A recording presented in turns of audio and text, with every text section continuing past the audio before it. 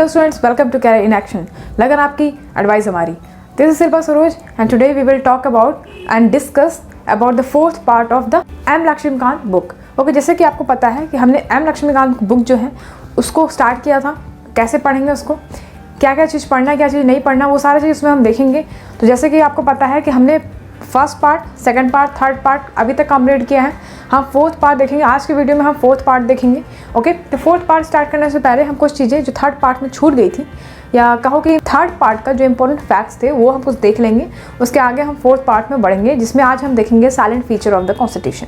Okay, अगर आप channel पर नए हैं तो प्लीज़ सब्सक्राइब का बटन जरूर प्रेस करें, बेल आइकन जरूर दबाएं ताकि हमारी फर्दर आने वाली वीडियोज़ आप तक पहुँचते रहें। तो चलिए फिर शुरू करते हैं वीडियो को। तो जो हम फोर्थ पार्ट स्टार्ट करेंगे उसके पहले हम कुछ थर्ड पार्ट का कुछ इंपॉर्टेंट फैक्ट्स देख लेंगे कि क्या हुआ था उस समय लास्ट में। सो इनैक्टमेंट ऑफ द कॉन्स्टिट्यूशन का इनैक्टमेंट हुआ। उसके बाद क्या होता है कि doctor B.R. Ambedkar introduce the final draft of the constitution in the assembly on 4 November 1949। Okay, so doctor B.R. Ambedkar जो थे उन्होंने फाइनल ड्राफ्ट, जो कॉन्स्टिट्यूशन का फाइनल ड्राफ्ट जो था उसको इंट्रोड्यूस किया असेंबली में। कब? 4 नवंबर 1949 में, याद रखिएगा। उसके बाद रीडिंग्स हुई, फर्स्ट रीडिंग, सेकंड रीडिंग, इस टाइप से। तो सेकंड रीडिंग जो हुई वो कब हुई, कब स्टार्ट हुई? 15 नवंबर 1948 को। ओके, और कब खत्म हुई? 17 अक्टूबर 1949 को। ओके, यानी कि 1 साल का अंतर होगा, 1 साल तक ये मीटिंग चली। ओके, सो क्या हुआ कि जो ये मीटिंग जब खत्म हुई तो उसके हिसाब से अगर हम देखें तो 7,653 अमेंडमेंट किए गए कॉन्स्टिट्यूशन में, were proposed and 2,473 were actually discussed in the assembly. Okay, तो 7,653 अमेंडमेंट जो हुए, प्रपोज किए गए, और 2,473 जो डिस्कस किए गए असेंबली में। ओके, तो जो थर्ड रीडिंग हुआ, third reading of the draft started on 14 नवंबर 1949। और थर्ड रीडिंग कब हुआ? 14 नवंबर 1949 को। ओके, उसके बाद क्या होता है कि doctor B. Ambedkar moved a motion. Doctor B. Ambedkar जो है एक मोशन लाते हैं, मोशन पास करते हैं असेंबली में। The motion on draft constitution was declared as passed on 26 November 1949। ये डेट बहुत इंपॉर्टेंट है, एग्जाम्स में कई बार डायरेक्ट डेट ही पूछता है। ओके, सो यहाँ पे क्या हुआ, जो कॉन्स्टिट्यूशन का ड्राफ्ट था उसको पास करते हैं और उसको डिक्लेयर कर दिया जाता है कि भाई वो पास हो गया। ओके, कब? 26 नवंबर 1949 को। Okay, and receive signature of 299 members of the assembly. और 299 मेंबर्स जो असेंबली के थे उनके द्वारा सिग्नेचर कर दिया जाता है। लेकिन यहाँ पॉइंट क्या है कि 284 members were actually present on that day and sign the constitution. Members कितने हैं? 299, लेकिन उस समय एक्चुअली 284 ही प्रेजेंट थे असेंबली में। तो वो जो है प्रेजेंट थे असेंबली में और वो साइन करते हैं कॉन्स्टिट्यूशन को। इस तरीके से कॉन्स्टिट्यूशन जो है ड्राफ्ट साइन कर दिया जाता है और ड्राफ्ट डिक्लेयर कर दिया जाता है कि हमारा ये संविधान है। Okay, so this is also the date mention in the preamble. हमारे प्रियम्बल में ये डेट मैंशन है as the date on which the people of India in the Constituent Assembly adopted, enacted and gave themselves these constitution. Okay, so preamble में ये कह रहा है यहाँ पे कि जो डेट यहाँ पे दिया गया है 26 नवंबर 1949, ये हमारे प्रियम्बल में भी मेंशन है। क्या मेंशन है कि ये जो हमारा संविधान है ये पीपल्स के द्वारा, जो भारत के पीपल्स है यानी इंडिया के जो पीपल है उनके द्वारा अडॉप्ट किया गया, इनैक्ट किया गया और उनको एक कॉन्स्टिट्यूशन मिला उनको। ओके, संविधान मिला उनको। Okay, so next is constitution was adopted on 26 November 1949। ये याद रखिएगा, डेट बहुत इंपॉर्टेंट, जैसे मैंने आपको बताया पहले। ठीक है, तो कॉन्स्टिट्यूशन का अडॉप्ट किया गया 26 नवंबर 1949 को। एंड कंटेन क्या क्या है इसमें ये देखेंगे हम। प्रियम्बल है, okay, and 395 articles and 8 schedule. अगर हम इसकी बात करें तो ये जो है, अगर हम ओरिजिनल की बात करें तो ओरिजिनल में एक प्रियम्बल है, 395 आर्टिकल्स हैं और 8 शेड्यूल्स हैं। ठीक है, इसमें काफ़ी ज़्यादा सुधार किए गए हैं और आर्टिकल्स और शेड्यूल्स बदले गए हैं। प्रियम्बल तो हमारा एक ही है, तो कुछ चेंजेस किए गए हैं प्रियम्बल में भी। ओके, सो ये चीज़ है, ये चीज़ याद रखिएगा कि ओरिजिनल इतना है। अगर हम प्रेजेंट की बात करें तो इसमें चेंजेस हुए हैं। ओके, 600+ आर्टिकल्स हो गए हैं, 8 शेड्यूल तो 12 शेड्यूल हो गए हैं। ओके, आगे देखेंगे क्या हुआ। तो इतने के बाद क्या होता है कि doctor B.R. Ambedkar, the then law minister, piloted the draft constitution in the assembly. Okay, तो उस समय जो डॉक्टर B.R. अम्बेडकर थे वो लॉ मिनिस्टर थे, उन्होंने ही ये कॉन्स्टिट्यूशन को असेंबली में लेके आए थे, ड्राफ्ट किया था। He was known for his logical, forceful and persuasive argument on the floor of assembly. Okay, तो ये काफ़ी ज़्यादा जाना जाता है इनको कि जो B.R. अम्बेडकर जी थे वो काफ़ी ज़्यादा लॉजिकल थिंकिंग रखते थे, काफ़ी ज़्यादा फोर्सफुल थे, पॉजिटिव आर्गूमेंट्स रखते थे असेंबली में, फिर पॉजिटिव आर्गूमेंट्स रखते थे। Okay, next is he is recognise as the father of the constitution of India. याद रखिएगा, बहुत इंपॉर्टेंट है। तो अगर आपसे पूछा जाए कि who is the father of constitution of India, so you have to say BR Ambedkar, okay, इनको फादर ऑफ कॉन्स्टिट्यूशन कहा जाता है इंडिया के। आगे देखेंगे कि इनके बारे में थोड़ा देख लेते हैं BR अम्बेडकर जी की। So he was a brilliant writer, constitutional expert, undisputed leaders of the scheduled caste and the chief architect of the constitution of India, okay, and he is also known as modern Manu। ये exam में कई बार पूछा गया कि modern Manu किसे कहा जाता है, तो ऑप्शन में आपको 4 ऑप्शन देगा, आपको BR अम्बेडकर लगाना पड़ेगा, याद रखिएगा, बहुत बार रिपीटेड क्वेश्चन है, ओके, बहुत इंपॉर्टेंट है। Chief architect of constitution of India याद रखिएगा, मॉडर्न मनु याद रखिएगा, ठीक है। उसके बाद undisputed leader of scheduled caste भी पूछा जा सकता है, ठीक है, तो ये हो गए। फिर आगे देखेंगे आगे क्या हुआ स्टूडेंट्स, आगे remaining provision of constitution came into force on 26 जनवरी 1950, और जो बाकी के प्रोविजंस जो बचे हुए थे वो लागू हो गए कब, 26 जनवरी 1950 को, okay. So this day is referred to in the constitution as the date of commencement and celebrated as Republic day, okay. So ये जो दिन था यानी कि 26 जनवरी 1950 की अगर हम बात करें तो ये इस दिन क्या होता है, इसको कॉन्स्टिट्यूशन में क्या रिफर किया गया है, डेट ऑफ कमेंसमेंट, ओके, और इसको सेलिब्रेट किया जाता है एज ए रिपब्लिक डे, याद रखिएगा। 26 जनवरी की अगर हम बात करें तो 26 जनवरी की ये जो डेट है इसको क्यों डेट ऑफ कमेंसमेंट चूज़ किया गया था, because of its historical importance.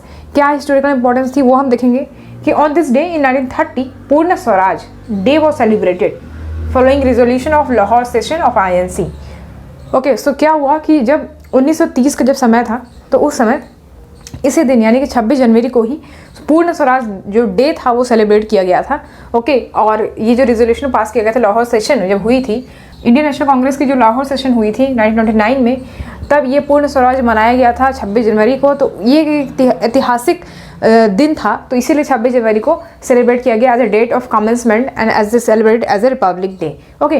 तो ये हो गया कुछ इंपॉर्टेंट चीज़। ये देख लीजिए कि जो Lord viscount Simon called constituent assembly a body of Hindus, तो यहाँ पे स्टेटमेंट ये पूछा सकता है आपसे कि किसने कहा था कि कॉन्स्टिट्यूएंट असेंबली जो है एक हिंदुओं का बॉडी है, ये किसने कहा था, तो ऑप्शन में आपको ये दिया जा सकता है, तो आप लगाएंगे लॉर्ड विस्काउंट साइमन, याद रखिएगा।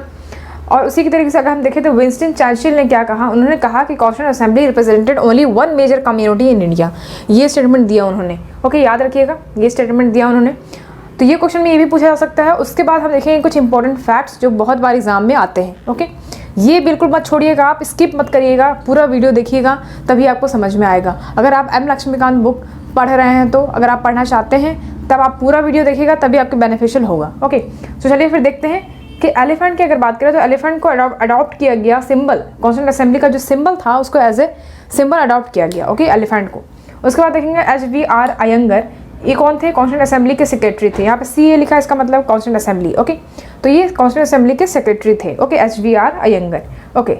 Next is chief draftsman of the constitution कौन थे, SN Mukherjee, okay, chief draftsman of the constitution of constituent assembly, right. Next is calligrapher of Indian constitution कौन थे, प्रेम बिहारी नारायण रायजादा, ये एग्जाम में कई बार पूछा गया, याद रखिएगा इसको, प्रेम बिहारी नारायण रायजादा ये जो थे कैलीग्राफर थे इंडियन कॉन्स्टिट्यूशन के, okay.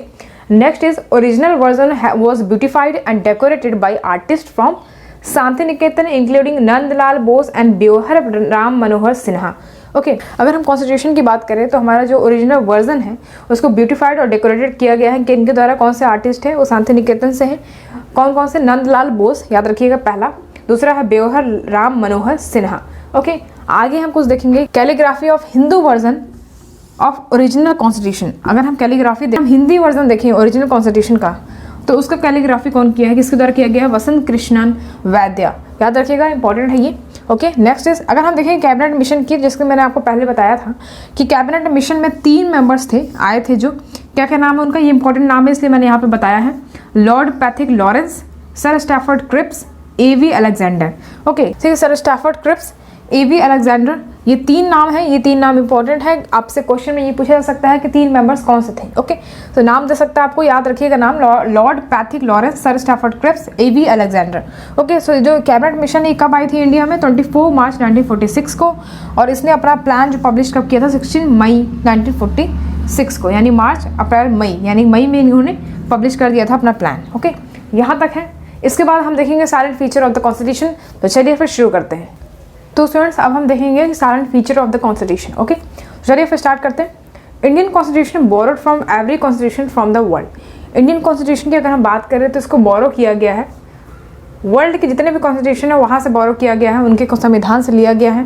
Okay, constitution of India has several silent feature that distinguish it from the constitution of other countries. Okay, अगर हम कॉन्स्टिट्यूशन ऑफ इंडिया की बात करें तो उसके सेवरल साइलेंट फीचर्स हैं जो कि इसको डिस्टिंग्विश करती है और कंट्रीज़ के कॉन्स्टिट्यूशन से।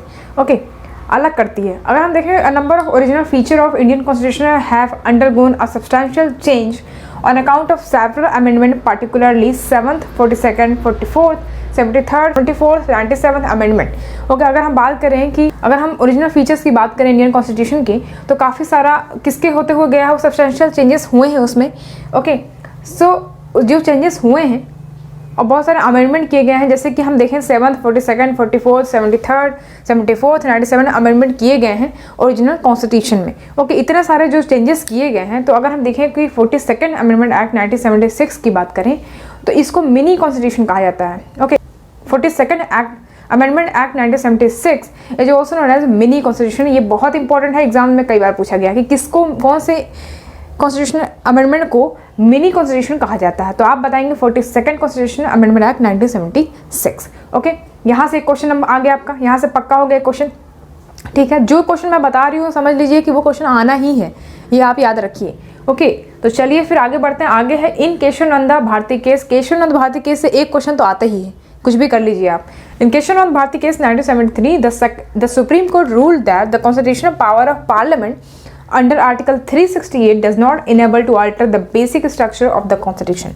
तो यहाँ पे क्वेश्चन ये पूछा जा सकता है कि इन केशवानंद भारती केस से रिलेटेड आपसे ये पूछेगा कि किससे रिलेटेड है, basic structure of the constitution से आपको आंसर लगाना पड़ेगा। ठीक है, तो यहाँ पे बात ये हो रहा है, जब केशवानंद भारती केस 1973 में यहाँ पे जब आया है तो क्या ये लागू किया, यहाँ पे सुप्रीम कोर्ट ने ये रूल कर दिया कि जो कॉन्स्टिट्यूशनल पावर है पार्लियामेंट के पास आर्टिकल 368 के अंतर्गत, तो उसके अकॉर्डिंग ये जो बेसिक स्ट्रक्चर है कॉन्स्टिट्यूशन का उसको ऑल्टर नहीं कर सकता है, उसको ऑल्टर नहीं कर सकता है और चीज़ें कर सकता है, अमेंडमेंट कर सकता है, लेकिन बेसिक स्ट्रक्चर को कोई नुकसान ना हो, ये बात ध्यान में रखना होगा। ओके, आगे बात करेंगे कि साइलेंट फीचर्स देख लेते हैं कि पहला क्या है, lengthiest written constitution in the world. अगर हम इंडियन कॉन्स्टिट्यूशन की बात करें तो जो हमारा इंडियन कॉन्स्टिट्यूशन है वो सबसे लेंथीएस्ट रिटन कॉन्स्टिट्यूशन है पूरे वर्ल्ड में। ओके, अगर हम अमेरिका की बात करें तो यहाँ भी रिटन कॉन्स्टिट्यूशन है, लेकिन ब्रिटेन की बात करें तो वहाँ पे अनरिटन कॉन्स्टिट्यूशन है, वहाँ पे रिटन नहीं है। ओके, नेक्स्ट हम देखेंगे, it is a very comprehensive, elaborative and detailed document. अगर हम हमारे इंडियन कॉन्स्टिट्यूशन की बात करें तो काफ़ी ज़्यादा कॉम्प्रिहेंसिव है, इलोबोरेटिव है, डिटेल्ड डॉक्यूमेंट है। ओके, अगर हम इसकी और बात करें कि original 1949 constitution contain a preamble 395 articles which is divided into 22 parts and there is 8 schedule। Okay, अगर हम ओरिजिनली देखेंगे 1949 के समय से तो जो हमारा कॉन्स्टिट्यूशन है उसमें एक प्रीएम्बल है, 395 आर्टिकल्स हैं जो कि 22 पार्ट में डिवाइड किए गए हैं और 8 शेड्यूल है, यानी कि 22 पार्ट है, 8 शेड्यूल है, 395 आर्टिकल से एक प्रीएम्बल है। अगर हम करंटली की बात करें, प्रेजेंटली की, तो प्रेजेंटली में एक प्रीएम्बल है। ओके, 600 प्लस आर्टिकल्स हैं जो कि 25 पार्ट्स में इसको डिवाइड कर दिए गए हैं, बढ़ के 22 से 25 हो गए हैं और 12 शेड्यूल है। याद रखिएगा कितने शेड्यूल हैं, 12 शेड्यूल हैं और कितने पार्ट हैं, 25 पार्ट हैं। ओके, आगे देखेंगे, ये पहला पार्ट हो, ये पहला आपका हो गया कि लेंथीएस्ट रिटन कॉन्स्टिट्यूशन है पूरे वर्ल्ड का। और अगर हम सेकंड पॉइंट की देखें तो drawn from various other countries as well as from government of India act 1935। Okay, अगर हम इसकी बात करें कि जो इंडियन कॉन्स्टिट्यूशन हमारा, जैसे मैंने बताया आपको कि बहुत सारे कंट्रीज से इसको लिया गया है। ओके, और कहाँ से भी लिया गया है, गवर्नमेंट ऑफ इंडिया एक्ट 1935 से भी लिया गया है। ओके, थर्ड हम देखेंगे blend of rigidity and flexibility. अगर हम बात करें रिजिडिटी और फ्लैक्सिबिलिटी की तो इसका मतलब ये होता है कि रिजिडिटी हम देखें तो इसका मतलब ये है, it requires special provision for amendment. अगर हम कोई अमेंडमेंट करते हैं तो उसके लिए एक स्पेशल प्रोविजन चाहिए। ओके, अगर हम फ्लैक्सिबिलिटी की बात करें तो फ्लैक्सिबिलिटी मतलब होता है कि एक ऑर्डिनरी लॉ बनाया जा सकता है और अमेंडमेंट किया जा सकता है। ओके, तो अगर हम इसकी बात करें स्पेशल प्रोविजन फॉर अमेंडमेंट, तो ये अमेरिकन कॉन्स्टिट्यूशन जैसे एग्जांपल ले सकते हैं हम। अगर हम ऑर्डिनरी लॉ बनाने की बात करें कि ऑर्डिनरी लॉ बना के अमेंडमेंट किया जा सके तो एग्जाम्पल ब्रिटेन का है। ओके, जैसे ब्रिटेन हो गया, ब्रिटेन का संविधान जैसे हो गया। ओके, तो इस तरीके से अगर हम देखें तो constitution of India is not a flexible nor a rigid constitution but a synthesis of both. Okay, ना ही फ्लैक्सिबल है ना ही रिजिड है, बट दोनों ही संयोजित करके बनाया गया है, बोथ है, फ्लैक्सिबल और रिजिड है। ठीक, आर्टिकल 368 की बात करें तो provide two types of amendment. अगर हम आर्टिकल 368 की बात करें तो it provides two types of amendment. अगर हम पहले देखें कि फर्स्ट ये है कि जैसे प्रोविज़न आपको एक प्रोवाइड करता है कि आप एक अमेंडमेंट करना है आपको, तो स्पेशल प्रोविज़न चाहिए, जैसे कि 2/3 मेजॉरिटी चाहिए पार्लियामेंट में। ओके, यानी जो जितने भी टोटल मेंबर हैं उनका 2/3 मेंबर्स होने चाहिए, तब वो स्पेशल मेजॉरिटी से पास होगा आपका कोई भी एक्ट अगर पास करना है तो। दूसरा ये हो गया कि स्पेशल प्रोविज़न चाहिए लेकिन 50% जो उसमें मेंबर्स हों वो अपना वोट दें तो वो पास हो सकता है बिल। तो ये हो गया एक तरीके से, ठीक है। तो दो टाइप के प्रोविज़न हो गए आपके। सो अब हम देखेंगे फोर्थ पॉइंट देखेंगे हम। फोर्थ पॉइंट ये कहता है कि federal system with unitary bias. Okay, federal system हो विथ यूनिटरी बायस भी होना चाहिए। तो constitution of India establishes a federal system of government. जो हमारा कॉन्स्टिट्यूशन ऑफ इंडिया है वो एक फेडरल सिस्टम ऑफ गवर्नमेंट है। फेडरल कहने का इन सेंस कि पावर जो सेपरेट हो, यानी यूनियन के पास हो, कुछ स्टेट्स के पास हो, पावर्स जो सेपरेट हो, यानी पावर्स मतलब सब तक पहुँचे। ये नहीं कि सिर्फ जो हेरिडेटरी हो, यानी कि कोई सिंगल बैठा हो प्रेसिडेंट ही और वही रोल डील कर रहा हो, ऐसा नहीं है। सो इस तरीके से कंटेन फीचर्स देख लेते हैं हम कैसा है कि टू गवर्नमेंट है, डिवीजन ऑफ पावर है, रिटन कॉन्स्टिट्यूशन है, supremacy of constitution, bicameralism, independent judiciary. यहाँ पे जुडिशरी को बहुत पावरफुल बनाया है ताकि जो हमारा कॉन्स्टिट्यूशन है उसका उल्लंघन ना हो। ओके, इंडिपेंडेंट जुडिशरी है, बाईकैमरलिज्म है। बाईकैमरलिज्म मतलब कि जब दो बॉडी हो, यानी कि लोकसभा और Rajya Sabha. Bicameralism, supremacy of constitution, constitution को सुप्रीम माना गया है। ओके, दो गवर्नमेंट है, right. Division of power, power को डिवाइड किया गया है, और रिटन कॉन्स्टिट्यूशन है हमारा। ओके, इस तरीके से फेडरल सिस्टम है और यूनिटरी बायस के साथ। नेक्स्ट हम देखेंगे the term federation has nowhere used in the constitution. अगर हम फेडरेशन की बात करें तो इंडियन कॉन्स्टिट्यूशन में कहीं भी यूज़ नहीं किया गया है फेडरेशन की। अगर हम बात करें तो याद रखिएगा, इंपॉर्टेंट है, ये क्वेश्चन में ये पूछा जाता है, ठीक है। तो article 1 on the other hand describe India as a union of state which implies two things. अगर हम आर्टिकल 1 की बात करें, आर्टिकल 1 में क्या कहा गया है, वो ये बताता है कि जो इंडिया है उसको यूनियन ऑफ स्टेट कहा जाता है, राज्यों का संघ है। ओके, यूनियन ऑफ स्टेट है। Okay, which implies two things, दो तीन चीज़ें से पता चलती है कि Indian federation is not the result of an agreement by the states. Next is no states have the right to secede from the federation. Okay, इसलिए फेडरेशन को यूज़ नहीं किया गया है इंडियन कॉन्स्टिट्यूशन में। Okay, next is the Indian constitution has been various describe as federal in form but unitary in spirit. याद रखिएगा, federal in form है बट यूनिटरी इन स्पिरिट है। ओके, ये स्टेटमेंट इंपॉर्टेंट है, ये याद रखिएगा। अगर हम इंडियन कॉन्स्टिट्यूशन की बात करें तो इंडियन कॉन्स्टिट्यूशन को बहुत सारे स्टेटमेंट दिए गए हैं ब्रिटिश के द्वारा कि मैंने इनको क्या कहा गया। तो इंडियन कॉन्स्टिट्यूशन को हमारे कुछ स्टेटमेंट दिए हैं बहुत सारे लोग, तो वो देखेंगे हम। कुछ इंपॉर्टेंट्स हैं जो कि क्वेश्चन में आते हैं कई बार। अगर हम पीछे के एग्जाम की बात करें तो यूपीपीएससी में ये क्वेश्चन आया हुआ था, केसी वियर का, क्वासी फेडरल। इन्होंने कहा है, हमारे इंडियन कॉन्स्टिट्यूशन को कहा कि क्वासी फेडरल है। ओके, तो ये स्टेटमेंट किसने दिया, केसी वियर। याद रखिएगा, केसी वियर ने क्वासी फेडरल कहा। ये एग्जाम में आ सकता है, इंपॉर्टेंट है, ये स्किप मत करिएगा इसको। Okay, so next is bargaining federalism. ये किसने कहा, बार्गेनिंग फेडरलिज्म मॉरिस जॉन ने कहा, मॉरिस जॉन्स ने कहा बार्गेनिंग फेडरलिज्म हमारे इंडियन कॉन्स्टिट्यूशन को। ओके, ये इंपॉर्टेंट है। नेक्स्ट इज 4 ही है, इसको आपको याद करना पड़ेगा, बहुत इंपॉर्टेंट है ये। फिर third one is cooperative federalism. ये किसने कहा, ग्रैनविल ऑस्टिन।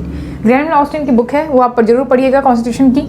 सो कोऑपरेटिव फेडरलिज्म की बात करें अगर हम, तो ये जो स्टेटमेंट है ग्रैनविल ऑस्टिन ने दिया है, ये बहुत इंपॉर्टेंट है, एग्जाम में कई बार आया है। Okay, next is federation with centralising tendency. ये किसने कहा, आइवर जेनिंग्स ने। Okay, federation with centralising tendency, Ivoire ginning ने कहा ये। अच्छा, तो अगर हमने फोर्थ पॉइंट देखा, अब हम फिफ्थ पॉइंट देखेंगे। फिफ्थ पॉइंट ये कहता है, फीचर्स क्या है फिफ्थ पॉइंट का, कि पार्लियामेंट्री फॉर्म ऑफ गवर्नमेंट। अगर हम इंडियन कॉन्स्टिट्यूशन की बात करें, हम ये देख रहे थे ना कि साइलेंट फीचर क्या है कॉन्स्टिट्यूशन के हमारे, तो पार्लियामेंट्री फॉर्म ऑफ गवर्नमेंट है एक। तो Indian constitution adopted British parliament form of government rather than American system of government. तो क्या हुआ कि यहाँ पे इंडियन कॉन्स्टिट्यूशन जो है हमारा, वो ब्रिटिश पार्लियामेंट को अपनाया है, ना कि अमेरिकन फॉर्म ऑफ गवर्नमेंट को। अगर हम पार्लियामेंट्री सिस्टम की बात करें तो it is also known as Westminster model of government, responsible and cabinet government. Okay, parliamentary system को हम वेस्टमिनिस्टर फॉर्म ऑफ गवर्नमेंट भी कहते हैं, यानी वेस्टमिनिस्टर मॉडल ऑफ गवर्नमेंट, और रिस्पॉन्सिबल और कैबिनेट गवर्नमेंट भी कहते हैं। ये इंपॉर्टेंट है, याद रखिएगा। वेस्टमिनिस्टर पूछ सकता है कि वेस्टमिनिस्टर मॉडल ऑफ गवर्नमेंट को और क्या कहते हैं, तो पार्लियामेंट्री सिस्टम भी कह सकते हैं आप। Okay, next is constitution establishes the parliamentary system. PS यहाँ पे पार्लियामेंट्री सिस्टम लिखा है मैंने। Constitution establishes the parliamentary system not only at the centre but also in the states. Okay, constitution ने जो है पार्लियामेंट्री सिस्टम इस्टेब्लिश किया है वो ना कि सिर्फ सेंटर पे बट ऑल्सो स्टेट्स में भी किया है ये चीज़ अप्लाई, ओके, इस्टेब्लिश किया है। अगर हम सब फंडामेंटल डिफरेंस की बात करें कि जैसे यहाँ पे आप देख रहे हैं कि ब्रिटिश पार्लियामेंट तो इंडियन कॉन्स्टिट्यूशन ने अपनाया, अडॉप्ट किया है, ना कि अमेरिकन को अडॉप्ट किया है, लेकिन अगर ब्रिटिश पार्लियामेंट को अडॉप्ट कर रहे हैं तो कुछ डिफरेंस भी होंगे, है ना। तो वही भी हम यहाँ देखेंगे कि some fundamental differences are there. क्या है देख लेते हैं। Indian parliament is not a sovereign body like the British parliament, तो सोवरेन बॉडी नहीं है ब्रिटिश पार्लियामेंट की तरह, ओके। दूसरा क्या है कि Indian state has elected head while the British has hereditary, यानी कि अगर यहाँ पे हम देखें कि इंडियन स्टेट जो है अपने हेड को इलेक्ट कर सकते हैं, यानी कि रिपब्लिक बॉडी है हमारी, है ना, हम जनता के द्वारा हेड किया जा सकता है। लेकिन अगर हम ब्रिटिश की बात कर रहे हैं तो वहाँ पे हेरिडेटरी है, यानी कि मोनार्की यानी सिंगल जो है, जैसे मान लीजिए कोई पर्टिकुलर इंसान वहाँ पे हेड है तो उसका जो वंशज होगा वही उसमें बैठेगा जो गद्दी पे, ओके, इस टाइप से है। Synthesis of parliamentary sovereignty and judicial supremacy, okay. यहाँ पे देखिए ये है कि पार्लियामेंट्री सोवरेनिटी जो है ये हमने ब्रिटेन से लिया था इंडियन कॉन्स्टिट्यूशन में, और जुडिशियल सुपरमेसी जो है वो अमेरिकन कॉन्स्टिट्यूशन से लिया गया है। तो यहाँ पे बात ये हो रहा है कि इंडियन कॉन्स्टिट्यूशन में सिंथेसिस है ये दोनों का, यानी पार्लियामेंट्री सोवरेनिटी भी है और जुडिशियल सुपरमेसी भी है, ठीक है। तो ये हो गया। नेक्स्ट पॉइंट हम देखेंगे सेवन्थ नंबर ये है कि integrated and independent judiciary, okay. So यहाँ पे इंडिपेंडेंट जुडिशरी यानी कि जुडिशरी बहुत पावरफुल है यहाँ पे, okay. So Supreme Court is a federal court, Supreme Court federal court है and highest court of appeal, highest court of appeal है ये। देखिए जितने भी स्टेटमेंट है ना यहाँ पे ये बहुत इंपॉर्टेंट है, क्वेश्चन में डायरेक्ट पूछता है ऐसे, स्टेटमेंट देख के पूछता है कि बताइए कि किसके बारे में है। जैसे कि यहाँ पे पूछे कि हाईएस्ट कोर्ट ऑफ अपील कौन सा है तो आप सुप्रीम कोर्ट कहेंगे, okay. Next is the guardian of the constitution, ये बहुत बहुत इंपॉर्टेंट है, ये बहुत बार क्वेश्चन में आया है। Who is known as the guardian of the constitution, you have to answer supreme court, okay. And the guarantor of the fundamental rights of the citizen, who is known as the guarantor of fundamental rights of citizen, so supreme court. याद रखिएगा, president मत लगा के चले आइएगा क्योंकि president भी option में देता है, प्रेसिडेंट देगा, गवर्नर देगा, प्राइम मिनिस्टर दे सकता है और सुप्रीम कोर्ट देगा। तो याद रखिएगा supreme Court is the guarantor of fundamental rights of citizen, okay. अगर फंडामेंटल राइट्स का उल्लंघन होता है तो उसका गारंटर कौन हुआ, यानी सुप्रीम कोर्ट हुआ, है ना। आगे देखेंगे, आगे है next point 8 number, that is fundamental rights, okay. Fundamental rights की अगर बात करें तो पार्ट 3 में फंडामेंटल राइट्स मेंशन है and part 3 guarantees 6 fundamental rights to all the citizen. जो कितने फंडामेंटल राइट्स हैं, 6 फंडामेंटल राइट्स हैं जो कि हमारे सिटीजन्स को प्रोवाइड है। अगर हम देखेंगे क्या क्या, सबसे पहला है हमारा नंबर 1 है राइट टू इक्वालिटी, जो कि आर्टिकल 14 से 18 तक दिया है, ओके। 14 से 18 तक राइट टू इक्वालिटी के बारे में है। सेकंड देखेंगे राइट टू फ्रीडम, जो कि आर्टिकल 19 से 22 तक दिया है। फिर है next right against exploitation, article 23, 24। ये बहुत इंपॉर्टेंट है, क्वेश्चन ऐसे आता है कि आर्टिकल 24 में क्या मेंशन है या आर्टिकल 23 में क्या मेंशन है, याद रखिएगा। ये हम जब फंडामेंटल राइट्स अलग से लेके आएंगे उसमें हम बहुत अच्छे से बताएंगे, फिलहाल अभी शॉर्ट में देख लीजिए आप, ठीक है। फिर नेक्स्ट है right to freedom of religion, article 25 से 28 तक right to freedom of religion की बात करता है। ई में देखेंगे कल्चरल एंड एजुकेशनल राइट्स, जो कि आर्टिकल 29 से 30 तक दिया हुआ है, ओके। 29 से 30 याद रखिएगा, cultural and educational rights, okay. Articles बहुत इंपॉर्टेंट है, यहाँ से डायरेक्ट क्वेश्चन आते हैं, ओके। आर्टिकल्स के लिए अलग वीडियो लेके आएंगे, उसमें आप देखिएगा बहुत अच्छे से बताएंगे उसमें, okay. So next is F क्या है, राइट टू कॉन्स्टिट्यूशनल रेमेडीज, ये बहुत इंपॉर्टेंट है, ये कई बार क्वेश्चन में आया हुआ है। यहाँ पे पूछता है कि आर्टिकल किस आर्टिकल में right to constitutional remedies provide है, तो आप लगाएंगे आर्टिकल 32 यानी आर्टिकल 32, ओके। आगे देखेंगे they are justiciable in nature, यानी कि fundamental rights are justiciable in nature, enforceable by court for their violation, okay. यहाँ पे मतलब ये है कि जस्टिसेबल इन नेचर मतलब कि जस्टिफाई किया जा सकता है इसको कोर्ट के द्वारा, यानी कि इसको इन्फोर्स किया जाता है। अगर मान लीजिए कोई फंडामेंटल राइट्स का उल्लंघन होता है, किसी के फंडामेंटल राइट्स का उल्लंघन होता है तो डायरेक्ट सुप्रीम कोर्ट के पास जा सकता है, ओके। वहाँ पे उसके वायलेशन, अगर वायलेशन होता है तो कोर्ट वहाँ पे जस्टिफाई कर सकती है, जस्टिस दिला सकती है उसको, ओके। तो aggrieved person can directly go to supreme court which can issue writs, तो एग्री पर्सन जो होगा वो डायरेक्टली सुप्रीम कोर्ट के पास जा सकता है और कोर्ट वहाँ पे रिट्स इशू करेगी। रिट्स क्या होता है ये अगले वीडियो में बताएंगे, बहुत अच्छे से समझाएंगे आपको, ओके। फिलहाल यहाँ पे समझिए कि रिट्स जारी करती है, ओके। उसके बाद फिर आगे का जो प्रोसेस है वो चलता है कि अगर वाकई में वायलेशन के लायक है तो सज़ा मिलेगी या जो होगा। फिलहाल यहाँ पे ये समझिए कि यहाँ पे इंपॉर्टेंट ये है कि ये वाला स्टेटमेंट, यहाँ पे क्वेश्चन में ये आता है कि fundamental rights are justiciable in nature और नॉट, ठीक है। तो आप लगाएंगे yes it is justiciable in nature, okay. आगे देखेंगे नेक्स्ट पॉइंट क्या है, fundamental rights are not absolute and subject to reasonable restriction. Fundamental rights जो है वो एब्सोल्यूट नहीं है, okay, and subject to reasonable restriction, और कुछ रीजनेबल रेस्ट्रिक्शन उसके लिए किए गए हैं, प्रावधान है उसमें। They are not sacrosanct. Sacrosanct मतलब होता है प्योर, मतलब पूरी तरीके से प्योर नहीं है। एंड कैन बी कर्टेल और repealed by the parliament. It can be cartel और रिपील्ड बाय पार्लियामेंट। यहाँ पे यह है कि इसको स्टॉप और रिपील किया जा सकता है फिर से by the parliament through amendment act. इसमें अमेंडमेंट एक्ट करके इसमें कुछ चीज़ें जोड़ी जा सकती है, इसमें कुछ चीज़ें हटाई जा सकती हैं।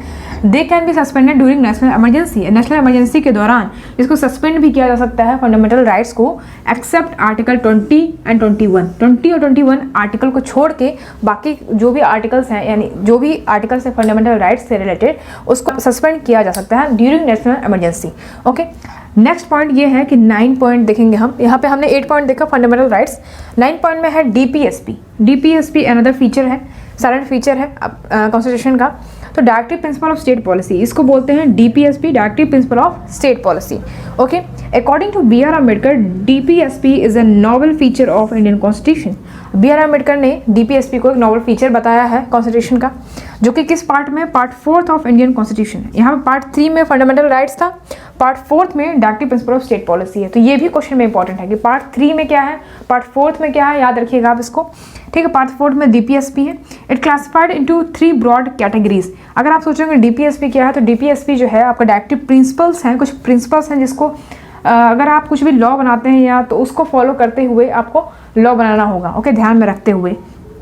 तो it classified into 3 broad categories, socialistic, Gandhian, liberal, intellectual. तो ये 3 आइडियल्स हैं, मतलब क्लासिफाइड किया गया है डीपीएसपी को 3 ब्रॉड कैटेगरीज में, सोशलिस्टिक, गांधीयन और लिबरल, इंटेलेक्चुअल्स। ओके, तो ये भी क्वेश्चन में इंपॉर्टेंट है। यहाँ पे 3 ऑप्शन में दे देगा आपको, या तो पूछेगा कि ये मतलब किस में क्लासिफाई किया गया है, 3 ब्रॉड कैटेगरीज में, तो ये 3 इंपॉर्टेंट है, इससे क्वेश्चन आते हैं। ओके, नेक्स्ट हम देखेंगे promoting the ideal of social and economic democracy. DPSP का मेन काम यही है कि to promote the ideal of social and economic democracy. Okay, and DPSP seeks to establish welfare state in India. इसका जो main motive यही है कि to establish a welfare state in India. Okay, so आगे देखेंगे कि it is non justiciable in nature. देखिए यहाँ पे इंपॉर्टेंट ये है कि मैंने आपको बताया कि फंडामेंटल राइट्स जो है वो जस्टिसेबल इन नेचर है, लेकिन डीपीएसपी यानी कि directive principle of state policy justiciable in nature नहीं है। ओके, तो यहाँ पे ऑप्शन आपको जो एग्जाम में काफ़ी कंफ्यूजिंग होता है, काफ़ी कंफ्यूजन भरा क्वेश्चन आता है इस तरीके से कि डीपीएसपी या फिर फंडामेंटल राइट्स दोनों का ही पूछता है कि जस्टिसेबल इन नेचर है या नहीं है। तो यहाँ पे बिल्कुल कंफ्यूज नहीं होना है। डीपीएसपी जो है नॉट जस्टिसेबल इन नेचर होता है। यहाँ पे अगर इस चीज़ का उल्लंघन होता है अगर डीपीएसपी का, तो आप डायरेक्ट कोर्ट के पास नहीं जा सकते। इट्स अप टू यू कि आप इसको फॉलो करते हो कि नहीं। ओके, सो ये हो गया non justiciable nature. In Minerva Mills case in 1980 Supreme Court held that Indian constitution is founded on the bedrocks of balance between fundamental rights and DPSP. Okay, ये स्टेटमेंट है, ये याद रखिएगा। तो ये स्टेटमेंट देख के ये पूछा जा सकता है कि कौन से केस से रिलेटेड है, या फिर मिनरवा मिल्क केस है, या केशवानंद भारती केस है, या फिर गोलकनाथ केस है। तो आपको याद रखा, यहाँ पे लगाना पड़ेगा मिनरवा मिल्क केस। याद रखिएगा ये स्टेटमेंट, ठीक है। उसके बाद आगे हम देखेंगे कि 10th नंबर क्या है। 10th नंबर जो है फंडामेंटल ड्यूटीज़ की बात करता है। फंडामेंटल ड्यूटीज़ हम देखेंगे कि original constitution did not provide fundamental duties. अगर हम ओरिजिनल कॉन्स्टिट्यूशन की बात करें तो उसमें फंडामेंटल ड्यूटीज़ प्रोवाइड नहीं की गई हैं। ओके, तो क्या हुआ है फिर, तो they were added during national emergency 1975 to 1977। तो जब इंदिरा गांधी के समय, जब वो प्रधानमंत्री थी जब हमारी इंदिरा गांधी, तो उस समय जब नेशनल इमरजेंसी लगा था तब इसमें जो है ऐड किया गया था फंडामेंटल ड्यूटीज़। तो अमेंडमेंट किए गए होंगे। तो कौन सा अमेंडमेंट किया गया, 42nd amendment act 1976, 42nd constitutional amendment act 1976 on the recommendation of स्वर्ण सिंह कमेटी। इनकी कमेटी थी स्वर्ण सिंह कमेटी। ये बहुत ही इंपॉर्टेंट है, क्वेश्चन ऐसे पूछा था किस कमेटी के द्वारा और कौन सा अमेंडमेंट था, ये क्वेश्चन पूछा जा सकता है। ओके, सो स्वर्ण सिंह कमेटी के द्वारा जो रिकमेंड की गई थी ये अमेंडमेंट किया गया 42nd कॉन्स्टिट्यूशनल अमेंडमेंट 1976। तो fundamental duties were added during national emergency. समय क्या था, 1975 से 1977। ओके, इसी के दौरान 86 कॉन्स्टिट्यूशनल अमेंडमेंट एक्ट 2002 जो ऐड किया गया फंडामेंटल राइट्स। अगर हम 86 कॉन्स्टिट्यूशनल अमेंडमेंट एक्ट 2002 की बात करें तो एडेड 1 मोर फंडामेंटल ड्यूटीज़।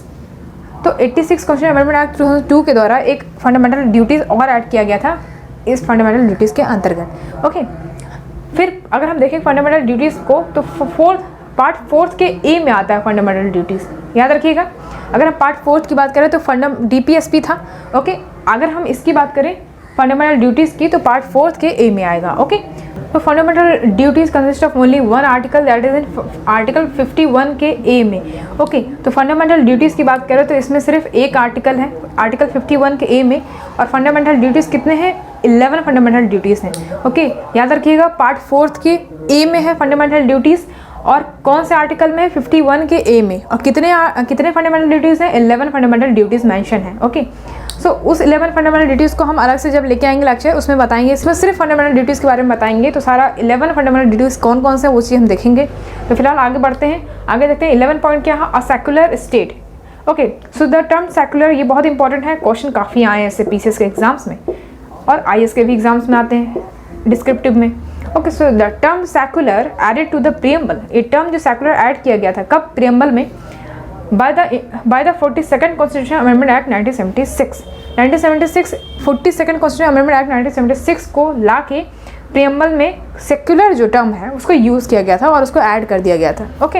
ये इंपॉर्टेंट है, याद रखिएगा। जो मैं कह रही हूँ कि जो इंपॉर्टेंट है समझ लीजिए कि वो एग्जाम में आया हुआ है और पूछने के चांसेस काफ़ी ज़्यादा हैं, ओके। सो देखते हैं नेक्स्ट इज 12 नंबर ये कहता है कि यूनिवर्सल अडल्ट फ्रेंचाइज।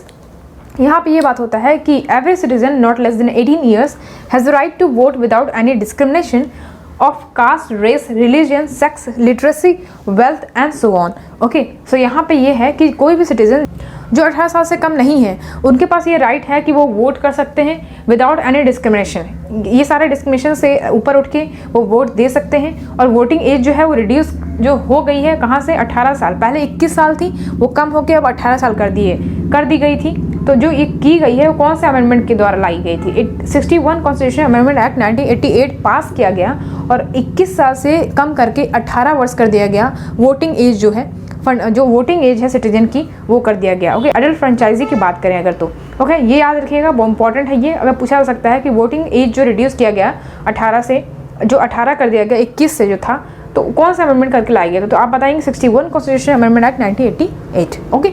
आगे देखेंगे, आगे है 13 नंबर, वो कहता है कि सिंगल सिटीजनशिप की बात करता है, ठीक है।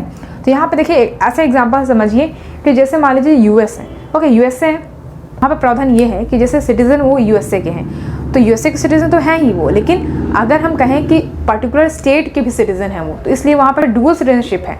लेकिन अगर हम इंडिया के पर्सपेक्टिव से बात करें, इंडिया के संदर्भ में बात करें, तो इंडिया में हम पूरे इंडिया के सिटीजन हैं, ना कि किसी पर्टिकुलर स्टेट के भी, ओके। तो इस तरीके से होता है, तो इसलिए यहाँ पे इंडिया में जो सिंगल सिटीजनशिप है, ओके, फाइन। तो सिंगल सिटीजनशिप समझ में आ गया आपको। 14 देखेंगे, इंडिपेंडेंट बॉडीज। इंडिपेंडेंट बॉडीज क्या है? Indian constitution not only provides for the legislative, executive and judiciary but also establishes certain independent bodies, okay। so independent bodies का मतलब ये है कि यहाँ पे अगर हम इंडियन कॉन्स्टिट्यूशन की बात करें तो वो लेजिस्लेटिव, एग्जीक्यूटिव, जुडिशियरी तो प्रोवाइड करता ही है, लेकिन साथ में इंडिपेंडेंट बॉडीज़ को भी इस्टेब्लिश किया गया है, सर्टेन इंडिपेंडेंट बॉडीज़ को इस्टेब्लिश किया गया है, ओके। कौन कौन से हैं वो देखेंगे। तो सबसे पहले तो ये समझ लीजिए कि जो इंडिपेंडेंट बॉडीज़ हैं उनको क्या कहते हैं? Bulwarks of the democratic system of government. ये स्टेटमेंट जो है ये बहुत ही इंपॉर्टेंट है, कई बार एग्जाम्स में आया है, तो ये काफ़ी ज़्यादा डीपली अंदर बुक्स के काफ़ी लिखा हुआ है, आप लाइन बाय लाइन पढ़ते हैं तब आपको ये चीज़ मिलेगा। तो पीछे के एग्जाम्स में ये पूछा गया है, bulwarks of democratic system of government किससे कहते हैं? इंडिपेंडेंट बॉडीज़ कहेंगे आप, ओके। तो इसमें आपसे ये ऑप्शन दे सकता है, आपसे पूछा जा सकता है कि ये इसमें से कौन सा है। तो अगर मान लीजिए कुछ और भी दिया है, अगर ये 4 ऑप्शन में दिए हैं तो आप इसमें से कोई भी टिक कर सकते हैं, ओके। तो देख लेते हैं इंडिपेंडेंट बॉडीज़ कौन कौन से हैं। इलेक्शन कमीशन, कैग, इसको बोलते हैं controller and auditor general of India. UPSC that is union public service commission, और SPSC यानी कि स्टेट पब्लिक सर्विस कमीशन। ये सारे ही इंडिपेंडेंट बॉडीज़ हैं, okay. Next is 15 number, that is emergency provision. Emergency provision बहुत ही इंपॉर्टेंट है, क्योंकि यहाँ पे देखिए Indian constitution contains elaborate emergency provision to enable the president to meet any extraordinary situation effectively. मान लीजिए कि कुछ एक्स्ट्रा ऑर्डिनरी सिचुएशन आ जाती है सामने, या फिर किसी वॉर हो जाता है, या एक्सटर्नल एग्रेशन हो जाता है, या फाइनेंशियल इमरजेंसी आ जाती है, तब आपके यहाँ पे इमरजेंसी प्रोविज़न लागू होंगे, ओके। तो अगर हम देखें तो कितने टाइप के इमरजेंसी होते हैं? 3 types of emergencies are there, okay. पहला है नेशनल इमरजेंसी, फिर सेकंड है president rule, third is financial emergency. Okay, यहाँ पे ये जानिए कि फाइनेंशियल इमरजेंसी जो है एक भी बार अभी तक नहीं लगा है। ओके, फाइनेंशियल इमरजेंसी अभी तक लागू नहीं की गई है। नेशनल इमरजेंसी लगा है, प्रेसिडेंट रूल भी लग चुका है। ओके, तो नेशनल इमरजेंसी किस आर्टिकल में दिया गया है? आर्टिकल 352 में नेशनल इमरजेंसी मेंशन है। ओके, तो नेशनल इमरजेंसी कब लगता है? जब आर्म रेबेलियन या एक्सटर्नल एग्रेशन हो जाए, वॉर हो जाए, तब यहाँ पे आपका नेशनल इमरजेंसी लगेगा। ओके, अगर हम प्रेसिडेंट रूल की बात करें तो प्रेसिडेंट रूल आर्टिकल 356 में मेंशन है। प्रेसिडेंट रूल तब लगता है जब कॉन्स्टिट्यूशनल मशीनरी जो स्टेट्स का कॉन्स्टिट्यूशनल मशीनरी जो फेल हो जाता है पूरी तरीके से, तब प्रेसिडेंट रूल लगता है। ओके, और फाइनेंशियल इमरजेंसी की बात करें तो फाइनेंशियल इमरजेंसी आर्टिकल 360 में मेंशन है।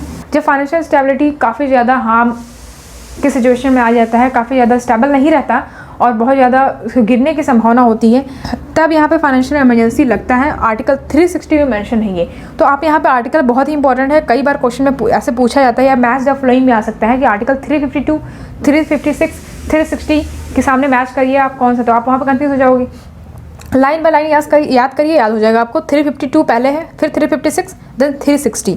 तो पहला नेशनल इमरजेंसी है, फिर प्रेसिडेंट रूल है, फिर आपका फाइनेंशियल इमरजेंसी है। ओके, तो ये हो गया आपका। सो आगे हम देखेंगे कि 3 टायर गवर्नमेंट, 60 नंबर में 3 टायर गवर्नमेंट है। 3 टायर गवर्नमेंट में क्या है कि it get amended by 73rd and 74th constitutional amendment act 1992 and have added 3rd tier system of government, that is local. Okay, आपने पंचायत सुना होगा ना, तो पंचायत ही है 3 टायर सिस्टम। ओके, 73rd और 74th कॉन्स्टिट्यूशनल अमेंडमेंट एक्ट 1992 लाया गया था, तो उस तरीके से इसको बनाया गया 3 tier system and which is not found in any constitution of world. और किसी कॉन्स्टिट्यूशन में, यानी किसी संविधान के, वर्ल्ड के पूरे किसी संविधान में ये चीज़ किसी में मेंशन नहीं है, ना ही 3 टायर गवर्नमेंट कहीं भी नहीं है। ओके, तो ये 2 चीज़ है, यानी 73rd कॉन्स्टिट्यूशन अमेंडमेंट किया गया 1992 और एक है 74th constitution amendment act 1992। Okay, तो 73rd की अगर हम बात करें तो 73rd में पंचायत है जिसको रूरल लोकल गवर्नमेंट कहते हैं, और अगर हम 74th की बात करें तो उसमें म्यूनसिपैलिटी है जिसको अर्बन लोकल गवर्नमेंट कहते हैं। ओके, तो 73rd की बात करें तो ये पार्ट 9th में है और शेड्यूल 11 में है। ओके, और 74th की बात करें तो पार्ट 9th के ए में है और शेड्यूल 12th में है। याद रखिएगा, इंपॉर्टेंट है ये। कई बार एग्जाम्स में पंचायत से क्वेश्चन आते ही हैं, पार्ट पूछ सकता है या फिर शेड्यूल पूछ सकता है या फिर अमेंडमेंट पूछ सकता है आपसे, कौन से अमेंडमेंट करके ये चीज़ लाया गया था। ओके, नेक्स्ट है 17 नंबर। 17 नंबर कोऑपरेटिव सोसाइटीज़ की बात करता है। तो कोऑपरेटिव सोसाइटी को 97th कॉन्स्टिट्यूशन अमेंडमेंट एक्ट 2011 के द्वारा लाया गया and it gives a constitutional status and protection to cooperative societies. Okay, so constitutional status इनको प्रोवाइड करता है। तो क्वेश्चन में आ सकता है कि कोऑपरेटिव सोसाइटी जो है एक कॉन्स्टिट्यूशनल स्टेटस मिला है या फिर नहीं मिला है, तो आप लगाओगे यस, कॉन्स्टिट्यूशनल स्टेटस इसको मिला है एंड प्रोटेक्शन दिया गया है कॉन्स्टिट्यूशनल कोऑपरेटिव सोसाइटी को। तो याद रखिएगा 97th कॉन्स्टिट्यूशन अमेंडमेंट एक्ट 2011 में लाके इसको एक कॉन्स्टिट्यूशनल स्टेटस प्रोवाइड किया गया। पार्ट 9th के बी में ये चीज़ मेंशन है। Okay, cooperative society. Okay, so students, यहाँ पे वीडियो खत्म होता है। अगले वीडियो में हम प्रियम्बल की बात करेंगे, preamble of the constitution. Okay, विस्तार से समझेंगे क्या है। तो चलिए मिलते हैं अगले वीडियो में, तब तक के लिए अपना ध्यान रखिए। Thank you so much for watching.